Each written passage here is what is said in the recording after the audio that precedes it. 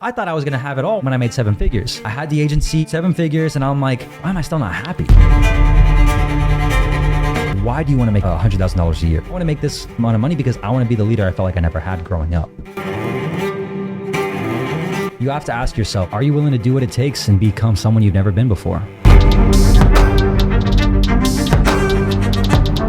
Are you willing to keep showing up for yourself? Because if you don't show up for yourself, you can't expect other people to show up for you either.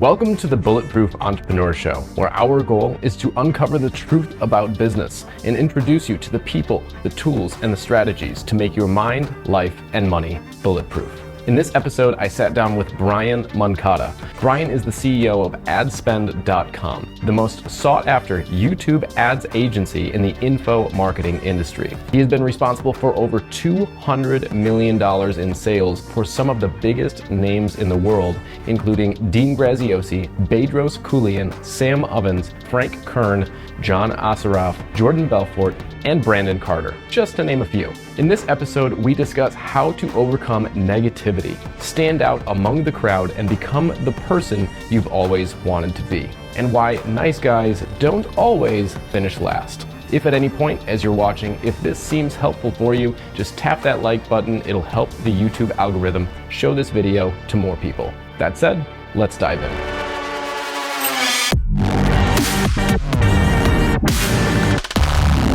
What part of your origin that has led you to this point in life has led you to be having the reputation, at least in my universe and seemingly everyone else's universe, of like just a really good fucking dude? Yeah, I've made a conscious decision early on in my life that I'm not going to be a fucking weirdo. And I think that I just wanted to be someone who's genuinely cool, genuinely ethical. And I think when you're just not a weirdo and not trying to take from somebody, people just genuinely like that. And what led to that decision? Like, why did you make a conscious decision? Because I feel like most people just are always taking something. Like they just, I've witnessed this in my life too. It's like they're always trying to get something from other people, where it's like I've always been the opposite, and actually detrimentally to myself at sometimes, where I'm just too much of a giver, or like I give too much away for free. I give too much value or too much friendship. And then, I don't get reciprocated, for example. But at the same time, at least I feel ethical about it. At least I feel good. So I think that's why people naturally gravitate towards me. I'm not a weirdo and I'm not trying to take from you. And so, and I'm just someone who's very transparent about what's going on. Like I don't have anything to hide. So yeah, maybe that's why, dude. So what influenced that though? Like, did you come out of the womb that way, or like what caused you to make that decision? Was there an event or a happenstance? I feel like it's just been, I've always just realized I don't have all the answers. And so I'm not going to act like I have everything figured out. And why would I lie about that? So it's like, okay, well, if that's not who I am and what I think is like what I know to be true, let me just tell people what's really going on, and they'll respect me more for that. And that's how it's always been. I'm going to be transparent, authentic. And if you don't like me, then we probably weren't meant to vibe anyways. Sure. So who cares? Sure. Was there when you say I made a decision, when was this decision made? That's a good question.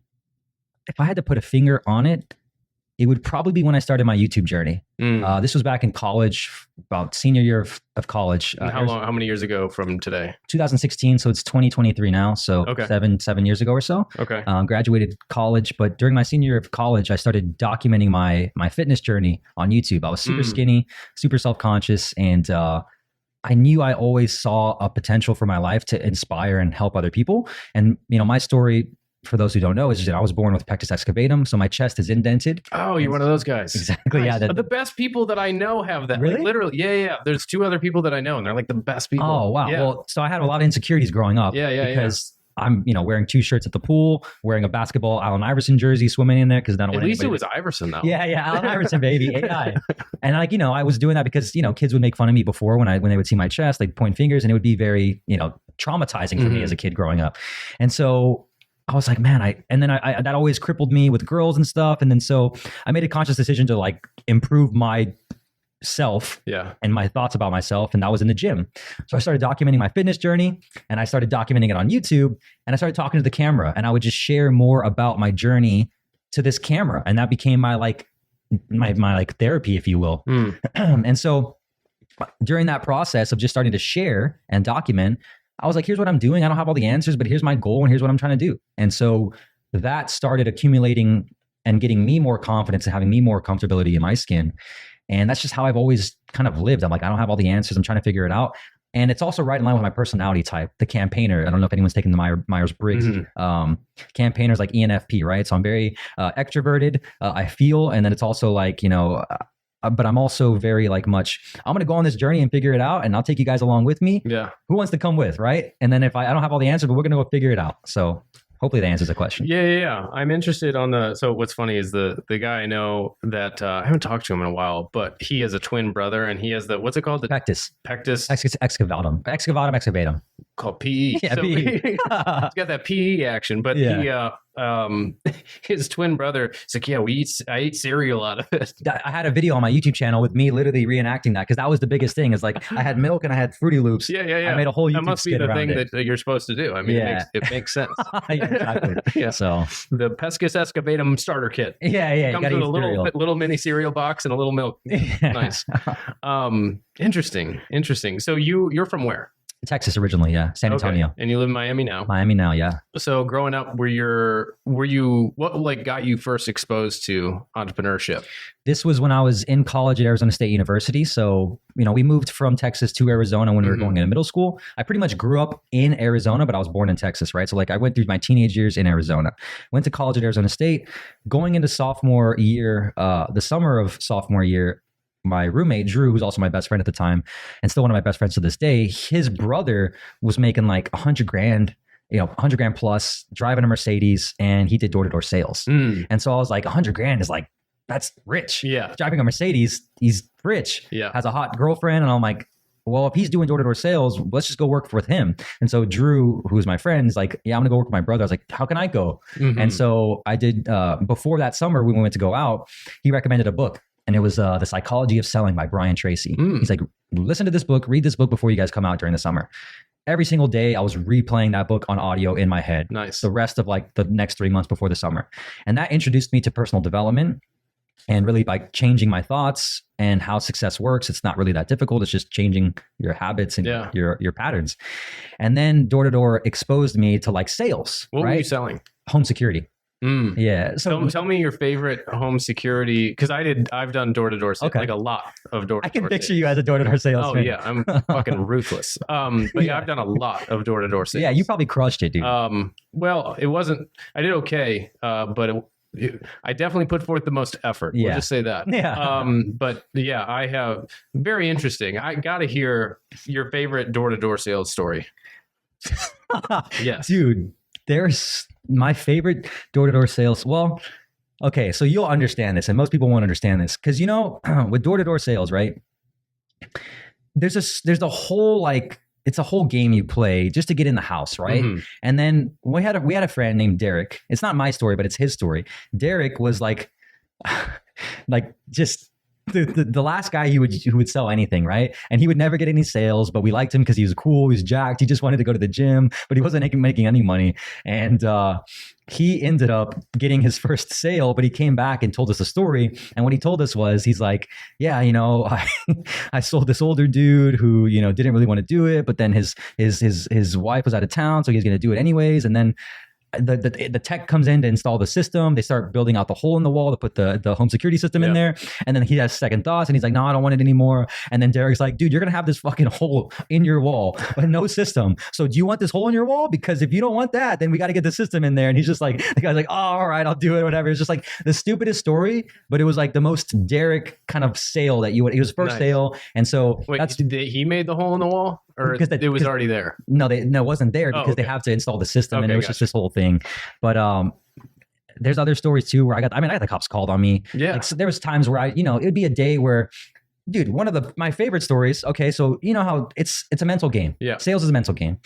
Every morning I'm listening to positive audiobooks, hyping meditation, hyping myself up to go attack the day on the doors, and I'm like, boom, I get dropped off because I don't have a car. I'm in Pittsburgh, Indiana. And I don't know anybody there. It's the East Coast for the first time. Yeah. And then the first door I knock, the guy opens the door. Fuck off. Yeah. Just closes the door. And I'm just like, this is going to go well. And then I'm like, Like it's just immediately first door, right? But then, you know, I knock a few more doors and then I ended up getting in the house and I get a sale. So it's like very mental, but that was a big shift in my life because like I learned how to take no, how to not take no for an answer. Yeah. And I got told no 7 times on the door by one lady, but she wasn't closing the door. Like there was still interest there. She just wasn't like, she was interested. She just wasn't sure about me probably, but she kept saying no. And so my go-to was like, you want me to take off my shoes? And I would look down and act like I was going to take off my shoes and then go in. I don't know if you've ever done something like that, right? Oh, all the tricks. Yeah. I look like a UPS driver. I'm looking this way. I have like my notebook. I'm like turned this way to the door and I think I'm like delivering a package. And I'm like, and where were you learning all these little things? Was it from their training or from the training, from audio? I was just a student, just trying to learn this. I was watching YouTube videos on how to do it. So I was trying to get good at it, right? So I was just trying and I was testing on the doors, like what works, what didn't. And so, yeah, I got told no by her on the 7 times on the door. And then she obviously ended up letting me in. And then she wanted the system. She just didn't trust me at first. So I got told no 7 times on the door, but it ended up being a sale. And she ended up being one of my best customers that gave me a bunch of referrals. Interesting. Yeah. Interesting. I got my start in sales selling Cutco kitchen knives. I hear that's a grind. It was the best sales training I've ever, even to this day, best sales training I've ever gone through. Wow. Yeah. It is. And that wasn't door to door. That was by referral.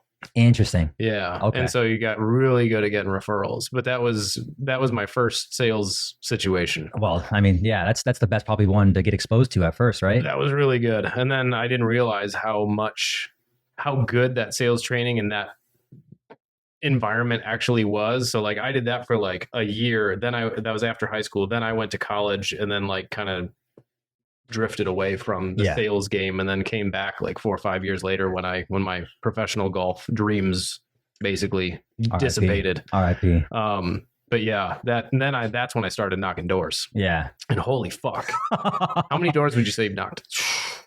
A minimum over 1,000. Okay. Minimum over 1,000. So how many a day were you doing? Do you know? Were you tracking? Yeah, I was definitely doing like 50. I mean, actually, it's way more than 1,000, dude. Yeah, I think so. Minimum like 15,000 now. I would do about 50 to 100. Yeah. Yeah, because I was just like volume at that point. I mean, it was from 9 a.m. to 6 p.m. every single day. Yeah. During the summer. Like I only did it during the summer. Yeah. And yeah, I was tracking my doors and you were doing the actual sale inside the home too, right? Yep. Okay. Yeah. See, I was doing just appointment setting. Oh, okay. Yeah. No, I was doing it from start to finish. Okay. So I'd get in the house, obviously, you know, do the whole like, oh, can I put my stuff down here on the kitchen table, right? And then like, you know, bring it back to the table and then let's sit down, let's talk the numbers. And then I did that, home security. Yeah, and then there were some days, dude, going back to the, like, what's my craziest story is like, you know, sometimes you just get frustrated on doors and you're just not having it go your way. And like there was, you know, this is when ring cameras were also introduced, which really fucked things up as well because they can just talk to you through the doorbell. And so, you know, I kept running into those and I was immature at that time and I was just like acting like a UPS salesman, right? And then they're like, hello?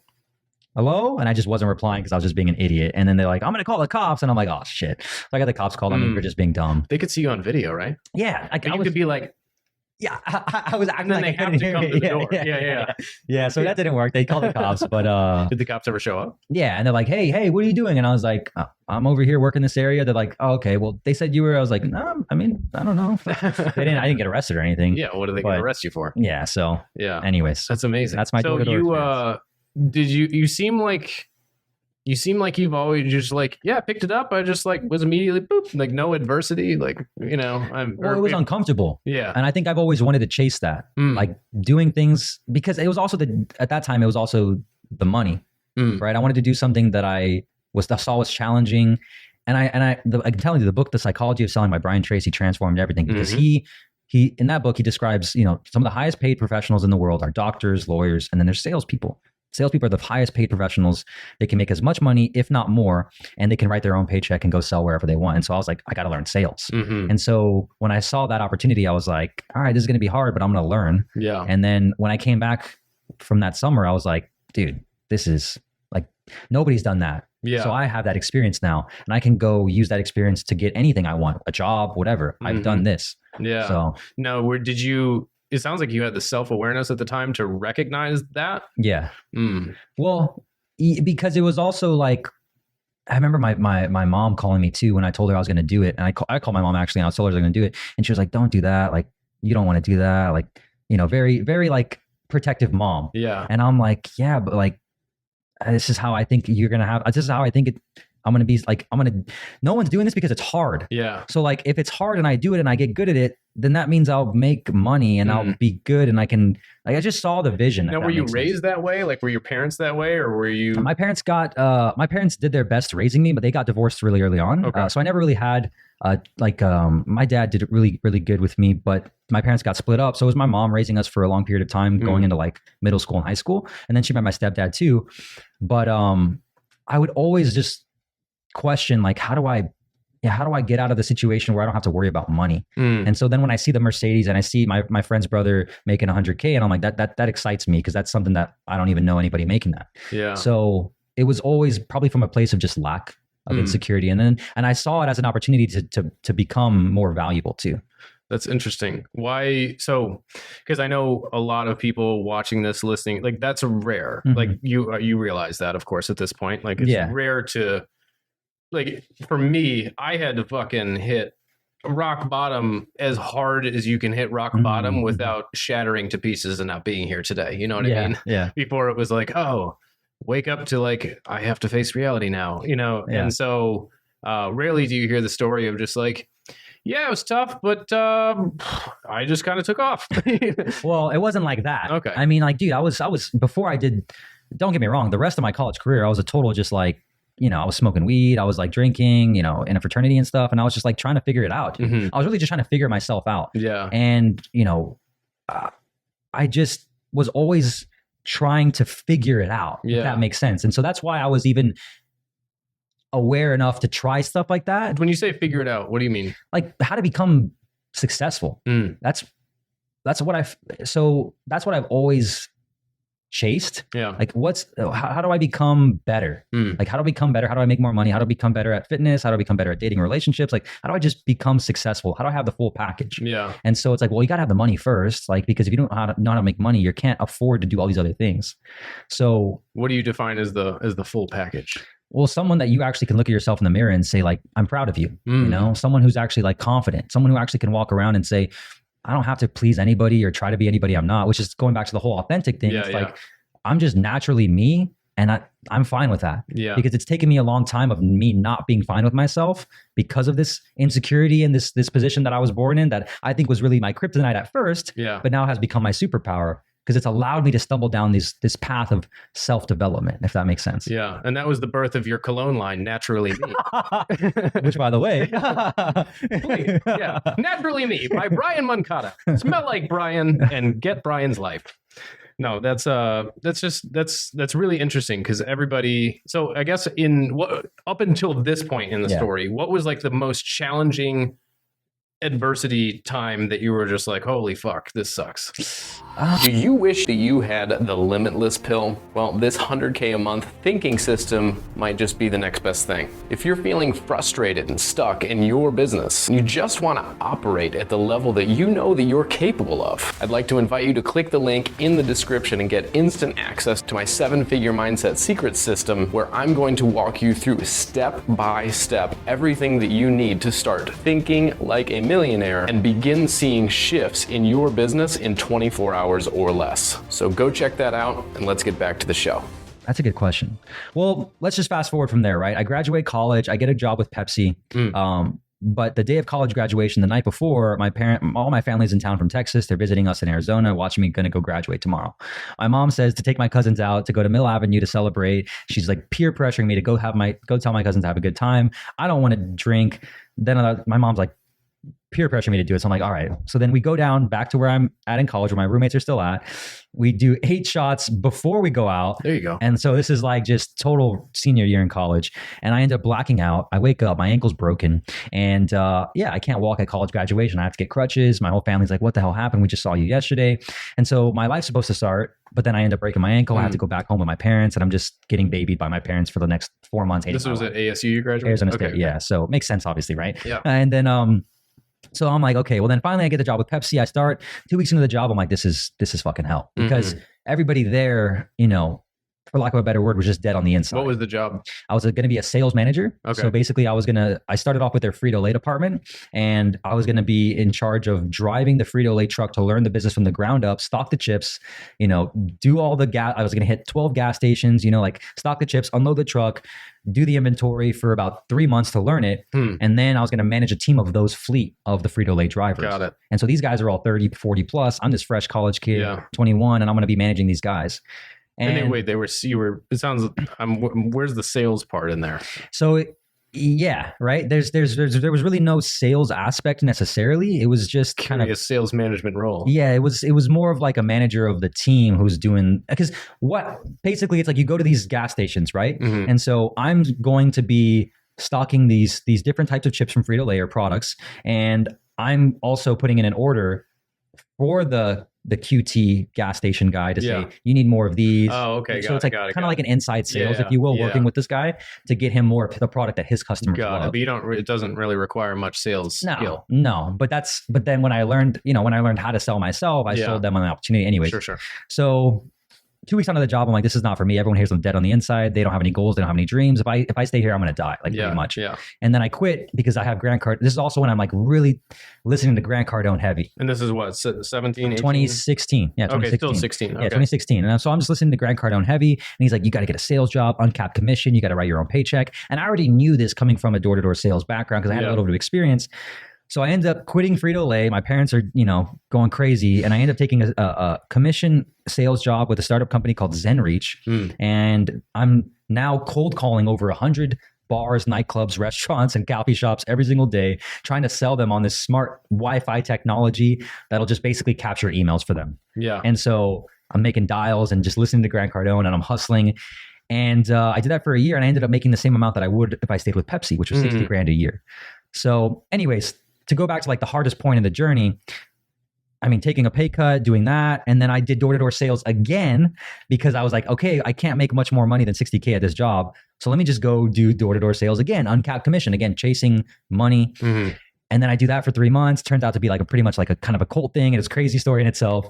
Was it MLM or something? Or no, but I quit my sales job doing cold call sales. I go drive to Yorba Linda, California, and I now live in a house with 12 other door-to-door salesmen. It's like a fraternity house, all selling solar in Yorba Linda, California. And, I was there for 3 months. We wake up every single day. We listen to Grant Cardone, 6 episodes of Grant Cardone Sales University. If you don't get it, you get kicked out. At 3 strikes, you're out.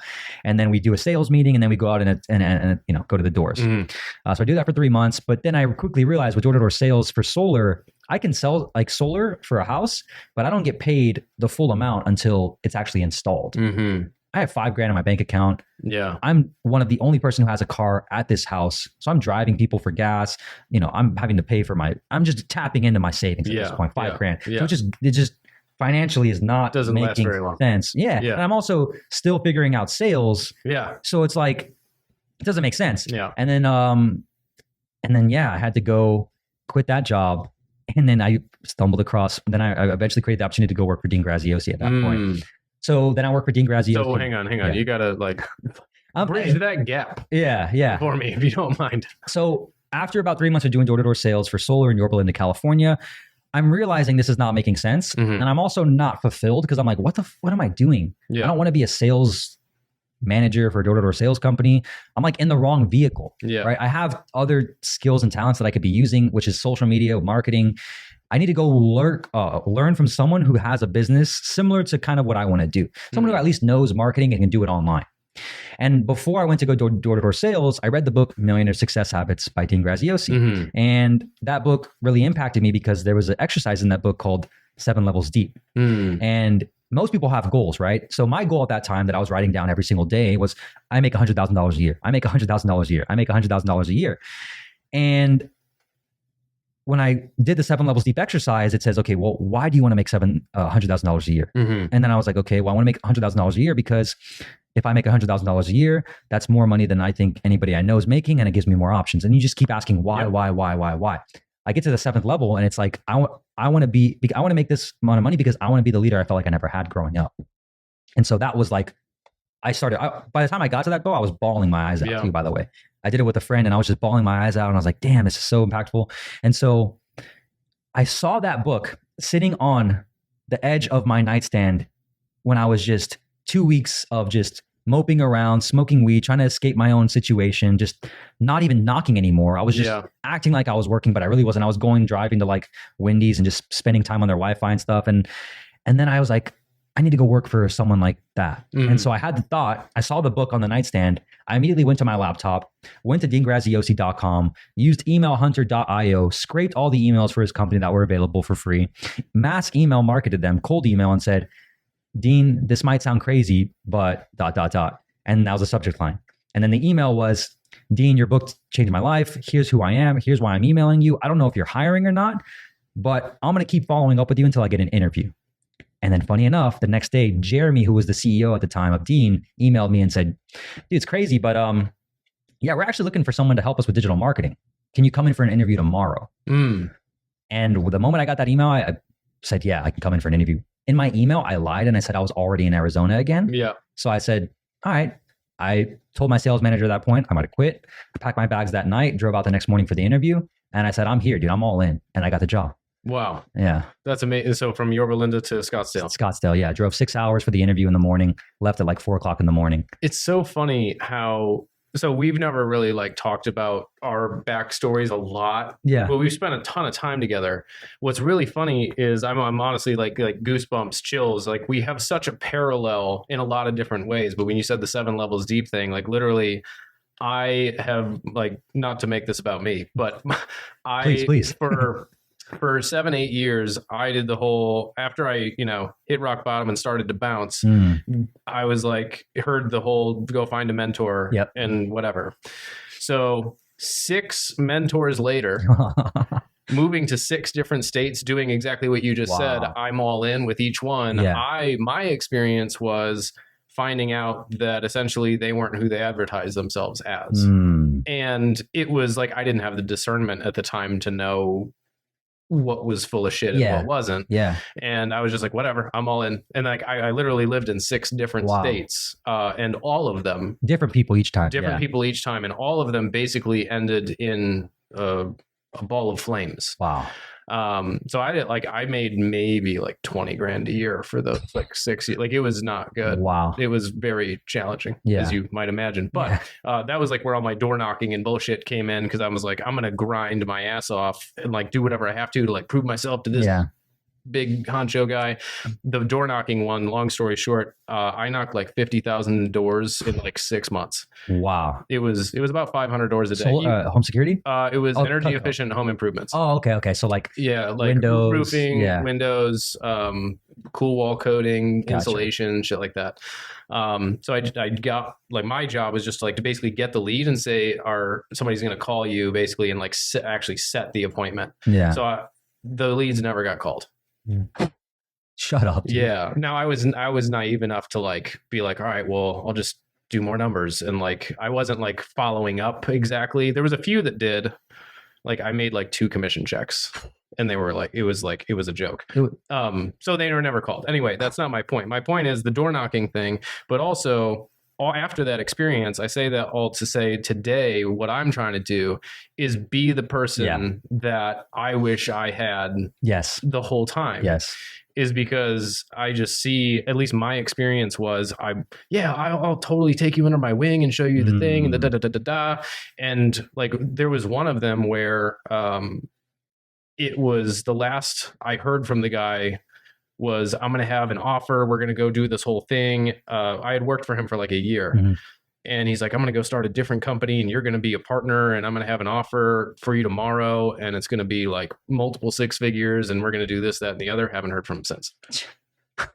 And so it just, anyway, so my point is like, I really resonate with the whole, I want to be the person that I fucking never had. Yeah. And my whole realization that took me from never making more than like 20, 30 grand a year to in the last 5 years, really since then, was like, I'm the guy I've been looking for. Yes. 100%. And so anyway, also the I give too much. Yeah. I'm I'm dealing with that in present time. Yeah. To a degree. Okay. And I wanted to ask you about that too, but I want to circle back to that because you were on the whole Dean thing. But I'm just also just like, yeah, we have parallel stories to a degree. That's why we vibe, bro. Yeah, I'm like, oh, that's my soul brother. Hell yeah. All right, so you go to work for Dean. Yeah. And yeah, I mean, I go there. You had done no digital marketing to this point, or had you? So remember, I had my YouTube channel in my college, and you right? were still doing this or no? I had about 4,000 subscribers. Oh, okay. I quit doing it when I went to go do door-to-door for solar in Yorba Linda. But before that, I was doing YouTube, and I was trying to build a business off of content, right? Like just being an influencer. But I didn't know how to sell anything. And the audience I was attracting was, again, my former version of myself, a 14, 15, 16-year-old kid who's, self-conscious about the way he looks, his body, he has pectus excavatum, right? And he just wants to like fix it. Yeah. That's all we want to do when we're growing up is just fix this. Yeah. We don't want to get surgery because surgery requires them to cut through our freaking rib cage, literally put a metal bar and pop back open our ribs, which could lead to a bunch of health problems if that bar shifts during the healing process. And so anyways, I didn't want to do that. And so I said, I'm just going to overcome this through the gym. So I was documenting that. I had my brand called Overcome Your Genetics, really attracting this tribe of like 14 to like 17-year-olds. But as I learned, the best buyer's market there is. The best buyer's market there is. Really, really loyal, really dedicated. They loved me. No money. No. Yeah. And I just didn't know what I didn't know. Yeah. And it wasn't.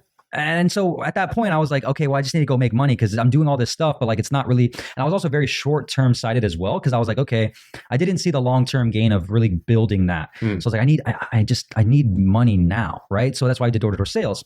So anyways, in my email to them, I said, look, I don't know if you're hiring or not, but here's what I've already done for myself. I could help you with social media. And then they said, we're looking for someone for digital marketing. So I came for the interview the next day, right? And I had a preliminary interview with the crew that was there at the time. And then Dean came in, and then I talked to Dean as well.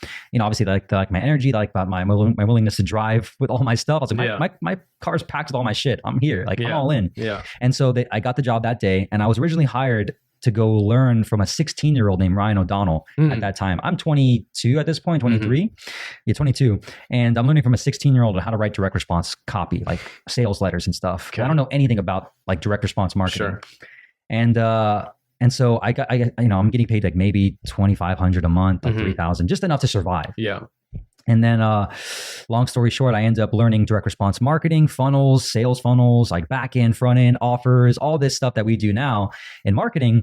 And then I worked my way up, and then eventually they're like, hey, we need someone to do YouTube ads. Ryan's the best at Facebook ads. And I originally was going to do Facebook ads, but he's got that on lock. But my friend Brandon Bouchard is crushing it with YouTube ads. Maybe you should do YouTube ads. And I'm like, all right. And then immediately I saw the light bulb again. It's like, if I get good at YouTube ads, I can be the next Ryan for Dean. Ryan's the rainmaker for Dean right now. Ryan's adding hundreds of thousands of dollars to Dean's business with Facebook ads. I'm going to do that with YouTube ads. So then I just go all in on YouTube, and I start learning everything. And I spend, obviously, I'm lucky enough to have an unlimited budget because it was Dean's business. Yep. And so I learn just fast because I'm spending money. Yeah. And, after a few months of trial and error, we hire Tommy Powers, who was my first YouTube ads coach. He comes out for half a day. He teaches me on a whiteboard how to scale. We go from spending $5,000 a month to $5,000 a day in a matter of 30 days. And now I'm a god, I'm adding revenue, like Dean's loving me. And then I start making more money as well. Then Dean partners with Tony, and then we scale pretty heavily from like, this is 2000 what? This is 2018 to 2021, 2022. Yeah. No, okay. 2021. 2018, 2021. Okay. And yeah, at that time, you were time, working solely for Dean. Yeah. Okay. It was me. The marketing team was me, Ryan, Facebook ads, me, YouTube ads, Dean, being Dean. Yeah. Tanner was his nephew, funnels. And then Jeremy was this like CEO, kind of like chief revenue officer, like affiliates and stuff. And that was us. And then the partnership with Tony happened. And then we went from a 15-person company to like a 100-person company that, like in a matter of less than a year. It was crazy. Wow. So that's around the time where I was getting like, about 3 years into my work experience. But before that, I joined my first mastermind. So I kept hearing Dean say, I owe all my success to masterminds. Yeah. Like you got to get in the room with the right people to help you go faster. And so I'm making good money with Dean. So I'm like, if I join a mastermind and I learn something, I can bring it back to the company, then I can even add more value to the business. And so, I ended up joining my first mastermind. And at that mastermind, the business coach, Vince Del Monte, I'm not sure if you know who he is, but Vince Del Monte ends up saying, bro, you need to just go all in on the YouTube ad stuff. Like, you're the guy that runs YouTube ads for Dean Graziosi. You should just go all in on YouTube and like be that guy. And so the light bulb moment goes off again. And he's like, everybody in this room needs that, you know? And so then I started getting opportunities happening where people were like, hey, can you do that for me? Can you do that for me? Does this make sense so far? Yeah, totally. And then then I start getting some clients on the side. And then it gets to a point where I'm making more money on the side than I am with my full-time. But then my full-time, you know, I'm having to be there from 9 to 5. Yeah. And if I'm not there, I feel bad and everyone else is judging. And it's kind of like, hey, you know, it's just how it is.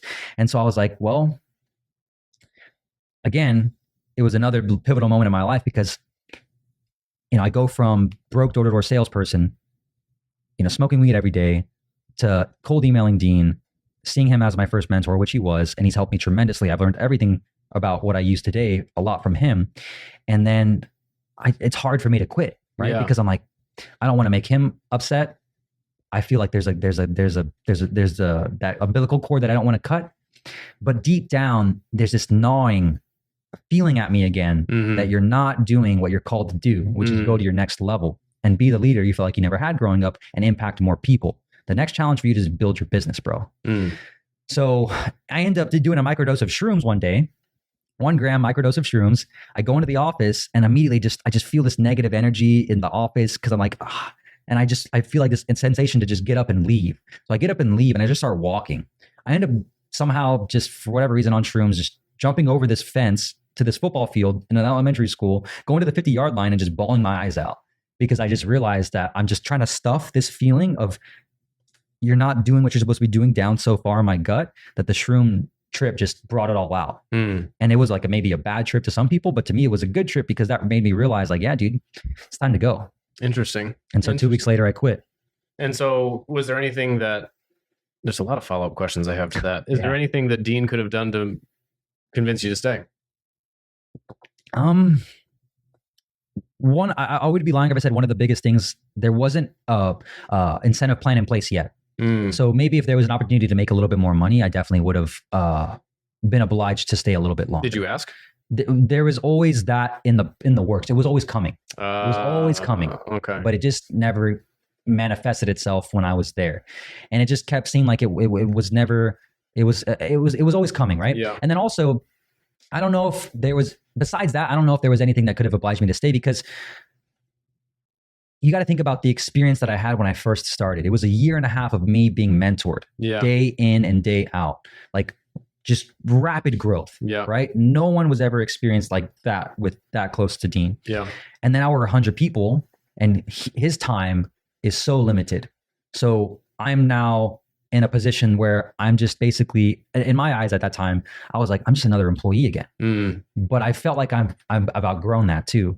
I know I've outgrown it, which is why I'm feeling this way. Because I don't see the end goal here, right? There wasn't a clear end goal for me here at this vehicle. So it was just like, I'm making the same amount on the side. I'm doing 2 to 3 hours a day on that. If I just put 5 more hours in on that every single day, like I could double that. You know, I could triple that. I just asked because as the world needs entrepreneurs and the world needs people to work with and for those entrepreneurs. Right? And so it's always an interesting, I have yet to figure this one out because I think you're one of the ones that like, it was like, it's worked out, if you will. And there's been people that have worked for me that they experience a little success, then they leave thinking they got their shit together. Salespeople. Yeah. And then like months later come back and be like, hey, sorry, I'm an idiot. And it's like, you know, and so, I guess, how do you think through that now being the CEO? And you want the good people, but if they're too good, you know, they leave or they might leave. And how do you navigate that? Yeah, it's tough. I remember during my interview though, I missed this. I didn't talk about this, but during my interview with them, you know, Dean asked me, he's like, you know, imagine this was a year, it was your best year ever. Like, what does that look like? Like, what do you want that to look like? And I was like, honestly, I want to be making $100,000 a year. And, you know, I still want to have the ability to have, you know, to use what I learned here to build my own brand. And so I was very, at that point, also kind of like full cards out. Like my end goal was always to do it myself as well. And he's like, or my goal is not to just train you up and then you go leave after what you do here. It's like, we want someone who's all in. And I was like, trust me, like I'm all in here. Yeah. I'm just telling you, like, eventually, like I would love to do it with myself as well. Sure. Like, I feel like I have a message.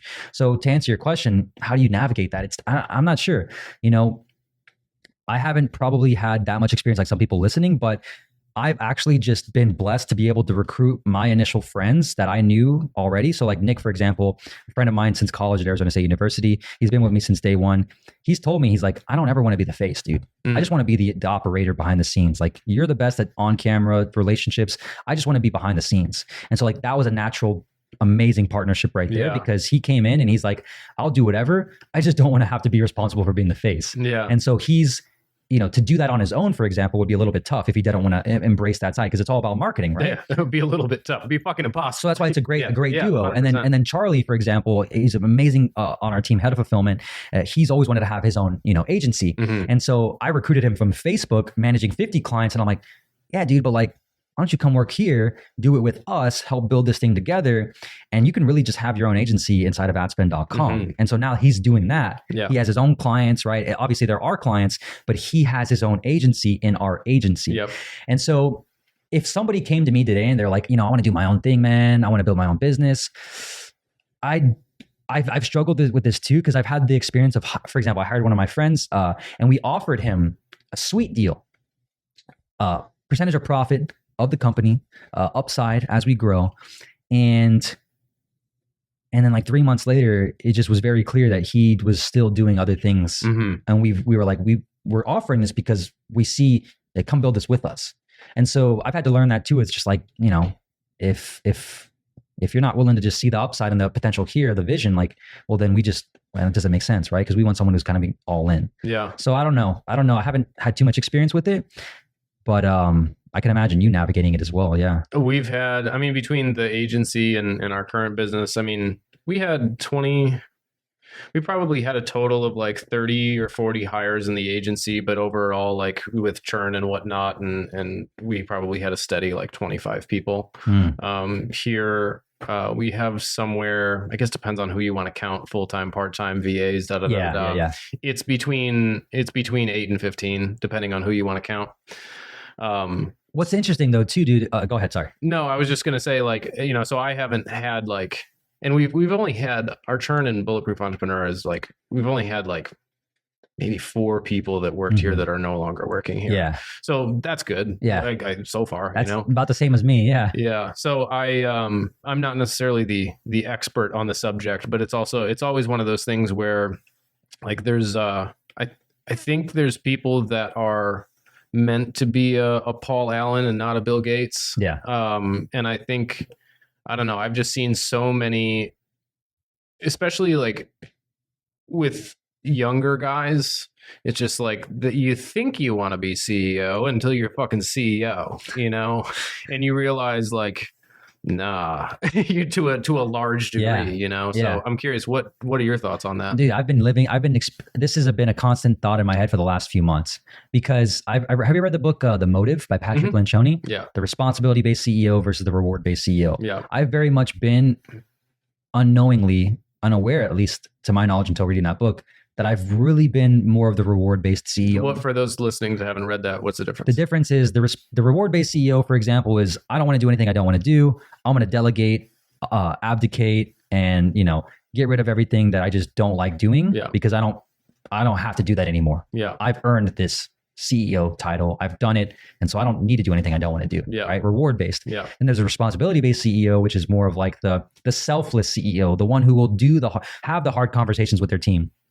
Run the meetings, even though they don't like running the meetings because it's their job as a CEO to inspire and make sure everything's running smoothly, as well as have the hard conversations with their team about they're not performing, things that are not really good for the culture, embracing the discomfort and really learning to do that because that's what a responsibility-based CEO should do, right? Does that make sense? Yep. So those two, right? I've been more on the reward-based side. And what I've realized is, okay, well, if I'm going to be the leader I felt like I never had growing up, I've been avoiding this. Yeah. The biggest problem I had, and this is why we had a few members leave, honestly, who were my friends, that I failed them, I feel like, because it was tough, man. When I had to learn how to become a manager, and they're all my friends. I hired my friends. Like when we had an agency in-house in Phoenix, when we're all working together, the hardest thing I struggled with was managing my team, disciplining them specifically. Naturally, I think you can kind of tell now that I'm more of a feeler in a way. So I don't want to upset anybody too much. Right. Yeah. So I'm really having to learn this side now as a manager and say like, look, I don't care about how everybody feels. This is what's in the best interest of the company. Yeah. So like we have to do what's in the best interest of the company. And so going back to the original point, I've had to learn how to really determine how to be a CEO compared to what I've been doing. And I've realized I've been avoiding these things that I have to be doing if I really want to be the CEO, because that's what you have to do. Tell me about the friend dynamic. Because I like the people I work with, and it's really difficult to discipline friends. Yeah. And there's a power dynamic that unfortunately or fortunately has to fucking exist. There's hierarchy. And how did you, sounds cool on paper, hiring your friends, and we're going to work together and we're friends. We're going to build it. Yeah. What was the biggest challenge is there any specific event or time that was particularly difficult? There was multiple things like, sometimes people would show up late. And I'm like, they're a few minutes late, but I'm like, why the fuck are you showing up late, dude? Like in my head. Yeah. I'm like, why are we all here and you're not showing up? Like, it's like, act like you're serious, right? And these are all conversations I'm having in my head. Sure. But then talking to the person about it because they're a friend, it's like, it's a hard conversation to have. They're a friend. Are they going to, it's also the insecurity on my end too, of like, are they going to respect me? Like, what if I upset them? I don't want them to feel like it was just a lot of uncomfortable conversations that I just wasn't having. So like, that's one example. There was also like productivity. It's like there was a lot of complaining going on at one point from one person. Like, but there was complaints, but no solutions being proposed as well. Like that person I don't know if you've ever experienced this. I used to be that guy. So yeah, this sucks. This client, this isn't working. Everything's shitty about this. This is like all negative. Yeah, and then we're all eating that negativity as a team, and it's bringing everybody else to become negative. And I'm just in my head, and I'm like, oh, and I'm starting to become negative too because I'm not squashing this. Yeah. And then I'm like, but dude, that's all. I guess those are all problems, but like, what's the solution? Like, don't bring me a problem without a solution. So that was another instance where I was like, okay, we need to just really, and it's also a big one for me was like that person specifically was, we kept them on too long. We didn't fire them fast enough. And that was one that was like clearly after 90 days should have been just let go. But what happened to the relationship after that? Yeah, there's not much of a relationship, unfortunately. Yeah. It's just how do you feel about that? I honestly feel like, maybe for me personally, I feel like I failed. I really do. I take extreme ownership of it. I'm like, look, I just wasn't a good leader, and that could have been avoided.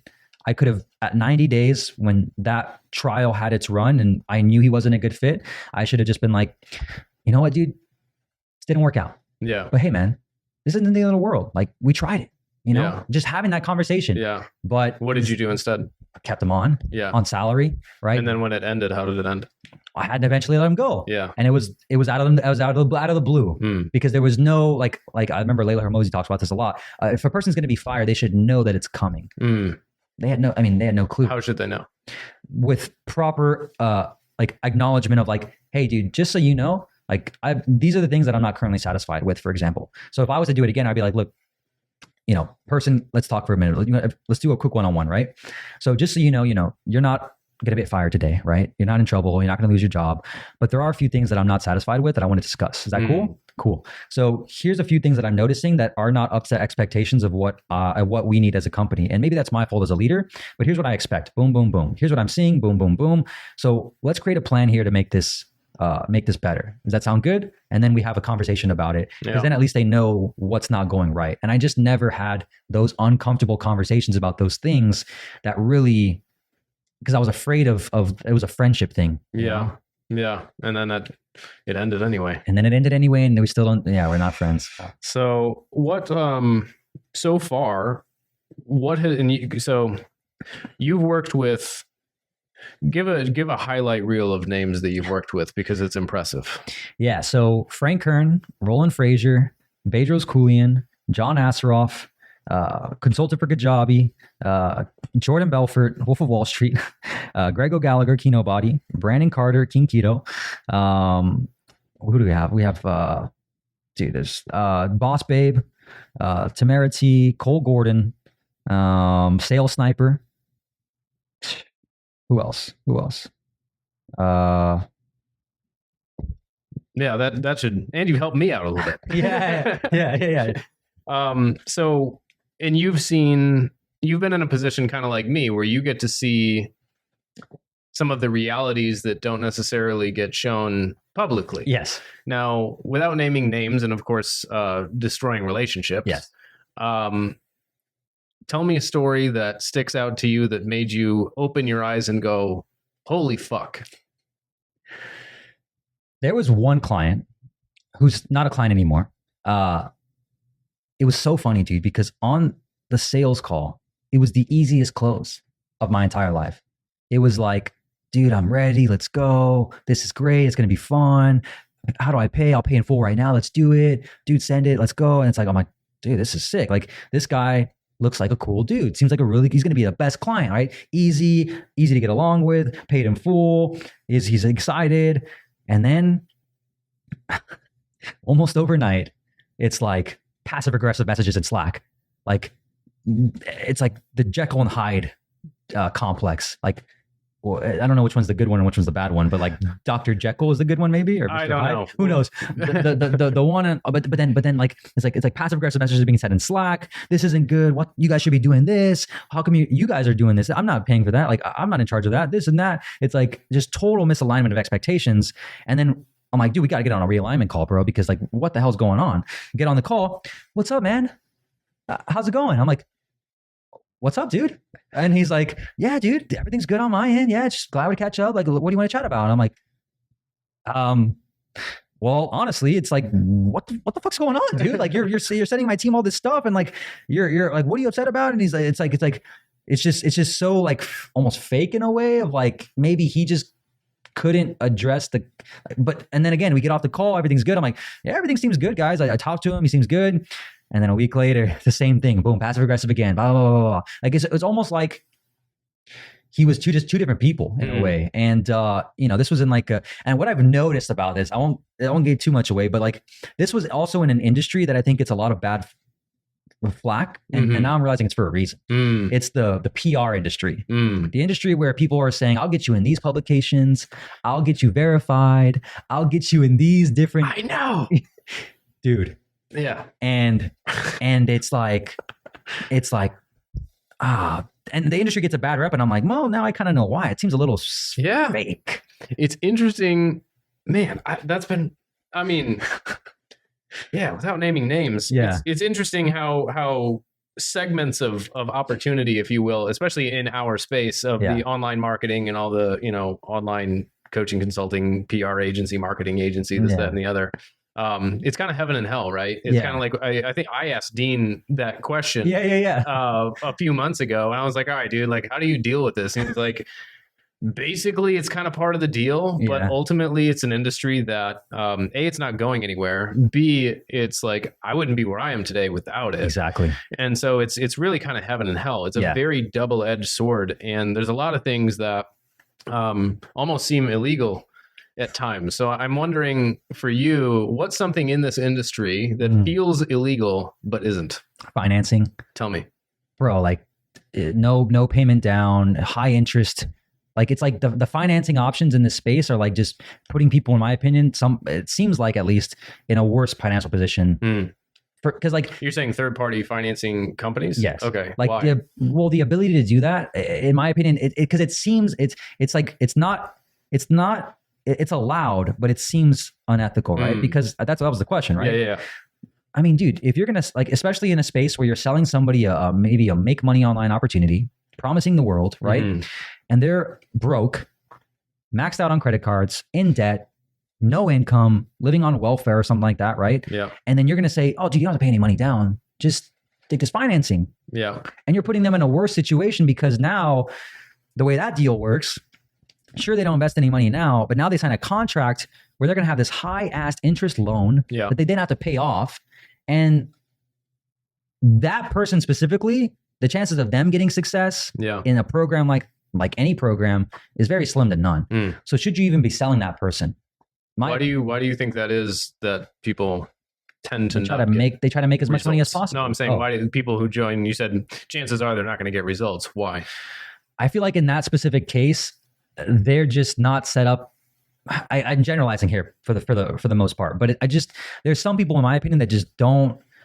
They shouldn't be twisted and persuaded in that way to do it, especially if they don't have the money or the funds to just willingly and ably pay for it. Because it's just going to take them down even a worse path, in my opinion. So the argument of like the argument, go back to Dean, the argument that Dean made a few months ago, he said, well, do you believe that your product is helpful for people? Right. And that whole example, and they're like, yes. All right, cool. So then if you believe that, then why are you doing these people a disservice by not understanding how to persuade them to buy it? Because who would answer fucking no to that question? Like, do you believe you're like, of course, like the douchiest guy in the world would be like, totally. Right. Like, and so it's like, well, okay, I get it, Dean. I understand where you're going with this and I don't disagree. Yeah. But where do you like draw the line? Where is there a line to be drawn, or is it just like, collateral damage? Yeah, I think it ultimately shows itself, right? There's a lot of people in this industry that have been exposed in the last 2-3 years that have come out to be doing a lot of shady, unethical shit, kind of like the things we're talking about right now, where they're doing a lot of stuff that people are complaining about behind the scenes. And I think it always comes to light though, right? So like you got to draw the line, and I'm not sure where that line is, because when you're focused on growth, if you have the option to get a third-party finance company so you can have more people join and enroll because you give them an option that allows them to go because they want it. Yeah, I mean, it's tough, dude. I know. It's tough. I know. It is a tough especially if like what you're saying is you can justify it by, well, I believe in my product so much, I believe that I should be selling as many people as possible because I know it works. And then it gets to a point maybe at a certain scale where the sales team that you have down the line is just, you're so unattached from it that like the people of quality that are coming in, it's somewhere there's something happening. Yeah. And I don't know. But we can make that same argument for college too. Think about it, dude. It's worse for college. Well, that one's a black and white. I'll just be transparent here as well. It's like I took loans for college. Yeah. I had no business going to college at Arizona State University. Like, my family wasn't poor by any means, but we didn't have the money to send me to college. Yeah. I wasn't smart in school either. I was getting C+, B-, right? Nice, me too. Very creative, but math was not my gig, dude. And like, I thrived in sports, social, and like, history and stuff, but like all that text, like, no, it just wasn't my thing. And so no money coming in from scholarships, no money to go to college.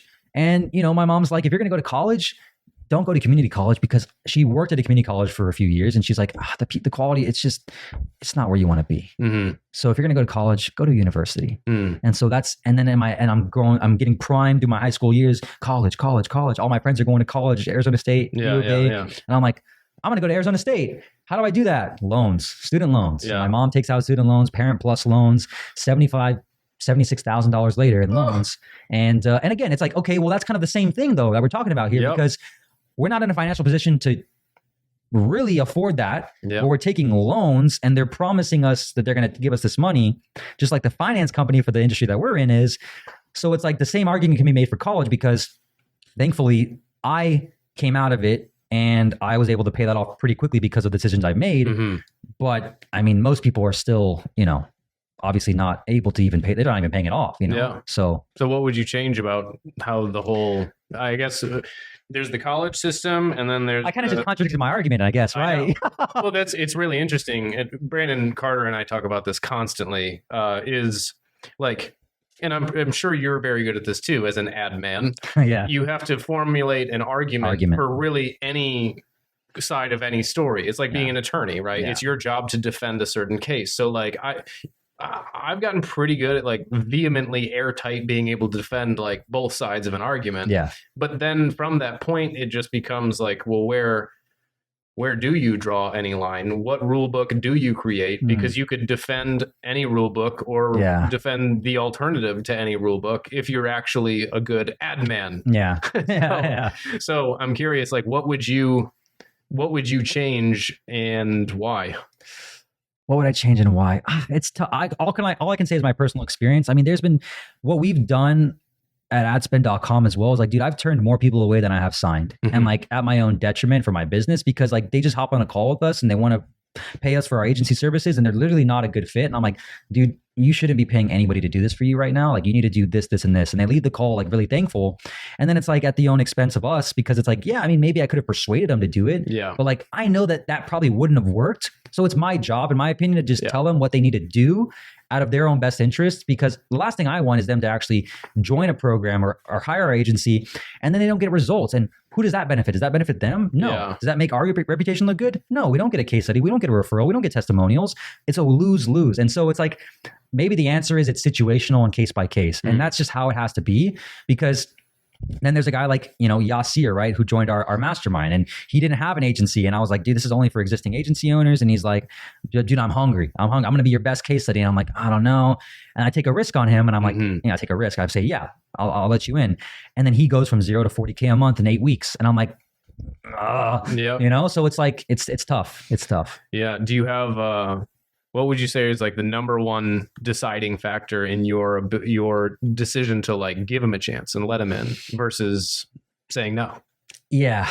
My determining factor would probably just be on a scale of 0 to 100 and like a percentage, right? Is there, if it's the 80-20 rule for me, right? Like, for example, is it more of like this, there's a 20% chance this person gets results?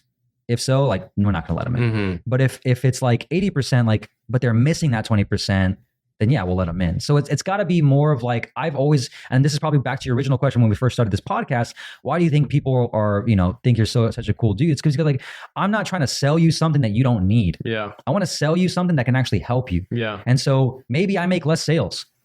Fuck it, dude. I don't care, because at least I can sleep at night. Yeah. The last thing I would want is to have people calling me a scammer online, or this program sucks, I didn't get any results, charging back. And then I'm just like sitting on a bed full of money, but I can't sleep with myself at night. So I'd rather say, nah, dude, this isn't a good fit right now. Do this, this, and this. Here's the game for free. Here's the sauce you need. Come back in 6 months. Maybe we can help you then. Yeah. The can you sleep at night test. I think that's honestly, if I was interested to see what your answer was going to be, because I'm thinking over here just like, fuck, I don't know. Like, yeah. But I think that that's a really good barometer. The caveat to that, the asterisk is, can you be honest with yourself about your ability to sleep at night and not be saying, I can sleep at night, it's no problem, but actually, so at that point, without coping with other things to sleep, without like needing to convince yourself that you can sleep at night, but actually feeling good about what you're doing. Yeah. And it is a very interesting fine line, especially as you scale. Yes. Especially as you scale. It's like pretty straightforward up until like $100,000 a month. Yes. And then a lot more people and variables come into play. Yeah. So but the sleep at night test, I think that's a good one. Yeah. Because it's also like, dude, if you say yes to someone who's not going to be a good fit, or like there's a small chance that they actually get the result that you're promising. Yeah. And it doesn't matter. We can genuinely want to help them. Yeah. We can try our best to do everything possible, but there's still so many odds because of bunch of variables on their end, who they are, if they're actually going to do anything, if they're going to fulfill their end of the bargain. Yep. And so there's that, it's just in your gut, and it should be in your sales team's gut as well. It's like, does this make sense? But then there's the side where it's like, dude, because like that client, if you let them in and they don't get the results, there's also the opportunity where they're just going to, call you out on those things, and then your reputation's thrown in the mud. We've also had clients that we've done everything right for, gotten them the result, right? One specific instance where we got him everything we promised, exactly what we laid out. And then they charge back and they're like, and they're still like upset. And I'm like, been there. And then I'm like, I want to fight this, because it's like, dude, no, all the proof, all right here, documented. And then it's like, sometimes, dude, you just got to take that on the chin, because I'd rather not even have to worry about the situation. And this guy needs it more than me, apparently. So, dude, here's your refund back. I don't want to deal with you. And so the people that are coming from that place and do that, if they were sitting right here, what would you say to them? Full honesty. If that person was sitting right here right now, I would probably just say, hope it was worth it, man. Mm-hmm. Hope you got what you needed. I wish you the best. So, and you got very serious and stern and fucking. So what are you feeling as you're saying that? as cheesy as it sounds, it's like, what am I going to do, dude? Am I going to scream? Am I going to punch? Am I going to kick him? Am I going to try to throw hell right now and rage? It's like more forgiveness. It sounds stupid, but it's like, yeah, man, I forgive you because I know deep down in my core that we did everything we promised. Yeah. And for whatever reason, you still ended up being this type of person and justifying it in whatever way you justified this for. We spent all this time and energy doing this to get you this. We took a loss here because of you refunding and charging back, and you're not in any right to do that. Yeah. But luckily, I'm aware enough to say in my life that I'd rather you be okay with that, and I'm going to be okay with it because I hope it was worth it. Yeah. So those people that then do that, what are they in store for if they continue that operating basis? Well, it's going to happen again. Like, and here's the thing with that specific person, that's not the first time. Yeah. That has happened. And I know this for a fact. That's happened to other friends of mine who've worked with this person. Same story. And so then your reputation gets dragged through the mud because now the person you portray online as if you're this baller, this guy who's flexing, you're driving the Lambo, you got the guns, the chicks, right? Like, but then behind the scenes, you're doing this, you're not living up to the persona you portray online. And so what's the warning to people out there who, because I've probably spent, it's around $500,000 on masterminds, coaching courses and shit like that. And I would say at least half of that has been a situation where like, it just wasn't a good thing to invest in. And so from how I look at it, I'm like, cause I learned that pretty quickly. Yeah. But I just decided in the interest of full responsibility. Yes. I'm like, well, if I spend 5 or 10 grand on a thing and it sucks, I have two options. I can either be the guy who hoots and hollers and bitches and chargebacks and threatens and this, that, and the other, or I can say, how can I get where in here is $100,000 worth of value of like what not to do? Yes. Why is this broken? And what rules can I put together for myself to make sure that I don't do any of that? And it's really the anti-value list that becomes the antithesis to the value list, which then you use to create your own shit. And so I don't know. That's like for me, because I know that like I have no idea like what I'm about to invest in. Yeah. Who the fuck knows if it's going to suck or it's going to be amazing or what? Yeah. But I'm just like, I don't know. If I spend 10 grand, I'm going to be like, oh, where's $100,000 of the value? Yep. And just at least mentally document that so that if it comes down to it, I'm just like, well, that sucked ass. But I now have a new full list of what not to do. Yeah. Because you take extreme ownership, right? You're like, I'm going to invest in this. And whether I think I'm going to get the result or not, I'm going to take it on the chin, right? That's how you operate. Dude, I had this same exact realization. I'm glad you said this thing because again, it's why we're so aligned. Dude, I've spent in the last 2 years, $156,000, probably closer to $200,000 now. So on coaching programs, masterminds, and I've never charged back, refunded because it's like, I'll learn at least something. Yeah. And maybe that something is what not to do. Yeah. Maybe that something is what not to invest in next time. Maybe, but at least I'm going to show up as the client I want to have in my business. I'm not going to be the guy that charges back and refunds and acts like it's your fault. You're the blame. I didn't want to do this anyways. Like I got it's just because dude, this happened to me when I was, when I just started adspend.com. You know who Bob Proctor is? Oh, yeah. Yeah. Bob Proctor. The late Bob Proctor. Yeah. He was selling, I got hit with something. I think it was maybe an ad or something. It was The Science of Getting Rich. And it was his program. And I was like, oh, sick. I know the book, I know there's a book called The Science of Getting Rich. Wallace D. Wattles. The Science of Getting Rich, Wallace D. Wattles. But Bob Proctor's offering me a course that goes even more in depth into the science of getting rich. And it's like $997. And so I'm like, well, I might as well just get the course then because Bob Proctor's been reading this book since he always talks about it, right? Yeah. So I get the course, buy it for $997. And I quickly realize that's Bob Proctor simply reading the book, The Science of Getting Rich by Wallace D. Wattles. Beautiful. And I'm like, what the fuck? Wow. I spent $997 to have Bob Proctor read the book to me. The book's $15 on Amazon. Yeah. I could have just bought the book and saved almost $1,000. Yeah. And then I'm sitting there and I'm like, I'm writing the email about to refund. Like, I'm like, what the, I'm like complaining. I'm like this. And then I'm like 2 hours stewing on this. And then I'm like, how can I do this? How can I make this work? How can I justify this? Because I don't want to be this kind of client. Yep. I told myself I wanted to do it. It wasn't exactly what I thought it was going to be. It's just him reading the book. But you know what? Here's what I'm going to do. I'm going to use this as an audiobook to listen to in the car. I'm going to listen to it for the next 2 months, just on my audiobook whenever I drive. And then I don't have to read the book. Then I can get my money's worth out of it. Yep. And I'll have it the rest of my life to have Bob Proctor read me the book. Yeah. Okay, whatever. I'll take it on the chin. Yeah. And that's how I justified it. Well, and so where my mind goes is you can make $1,000 reading a fucking book. Exactly. Right? Yeah. Like, holy shit. It's way easier than I thought it was going to be. Yeah. Not that I would go do that because I wouldn't feel great about that. But also that's where my mind goes. Yeah. I'm just like, oh, fuck. Yeah. You can do that? Yeah. Dude. Whoa. Yeah. The opportunity. Yeah. I can read. Yeah. I mean, barely, but I can read. Yeah. Fuck. That's amazing. That's amazing. I like this question, and I wanted to make sure that I asked it. Is for you, what's one question that you feel all entrepreneurs should be asking themselves if they want to be successful? What's one question all entrepreneurs should be asking themselves if they want to be successful? Are you willing to do what it takes and become someone you've never been before? I feel like to get successful, and again, it comes back to like what you define as success, but to me, it's constantly progressing in life, right?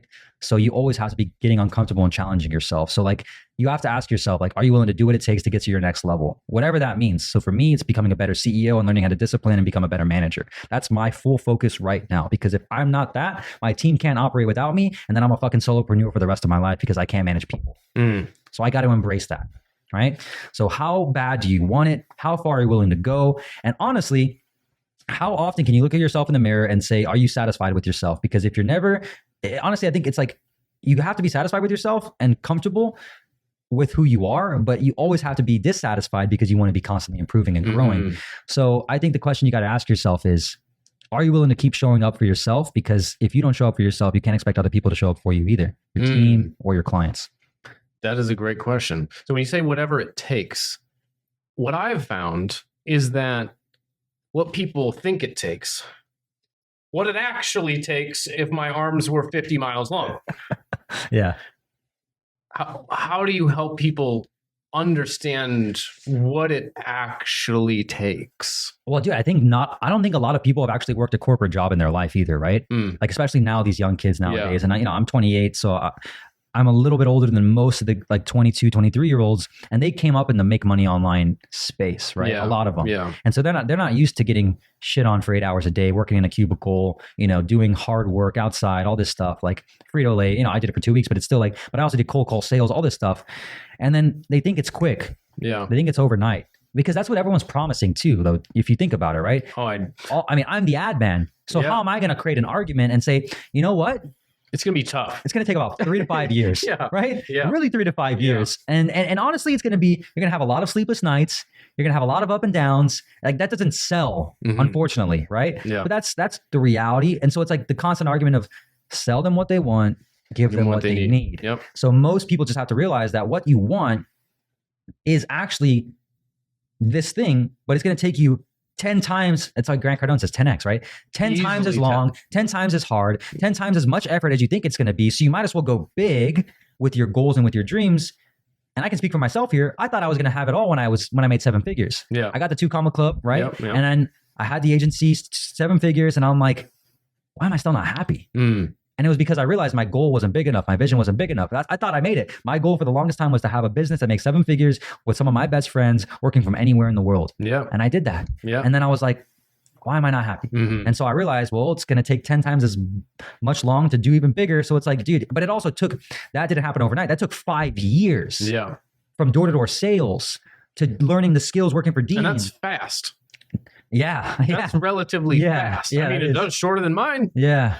Yeah, I think about it too. It's like I was 18 doing door-to-door in college or YouTube in college. So it's been 10 years since I did door-to-door initially. Yeah. So it's really been like, that's crazy. I know.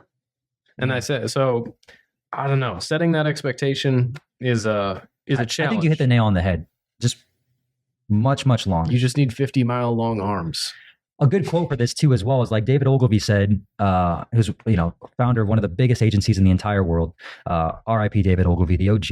He said, to build a great agency, it takes about 20 years to build a great agency. A good, successful agency takes about 20 years. And I was like, that stuck with me. I'm like, I'm only, I've only been like 3 years into this thing. Yeah. He's been in there for 20 years. And now he just felt like he's a successful agency, and he's the biggest agency in the world. So I was like, that's crazy. So 20 years, we're here for a good time and a long time. That's right. Yeah. That's right. We teach on thinking on time horizons. Like, the wealthier you are, the longer the time horizon you think on. The poorer that you are, the shorter time horizon. So the homeless guy, that's good. Yeah. He's thinking, how can I find a hopefully mostly full uneaten cheeseburger in a garbage can within the next hour? Yeah. And that's about as far as his vision goes. Whereas Elon Musk is thinking, how can I colonize Mars in the future of humanity for the next 50,000 years?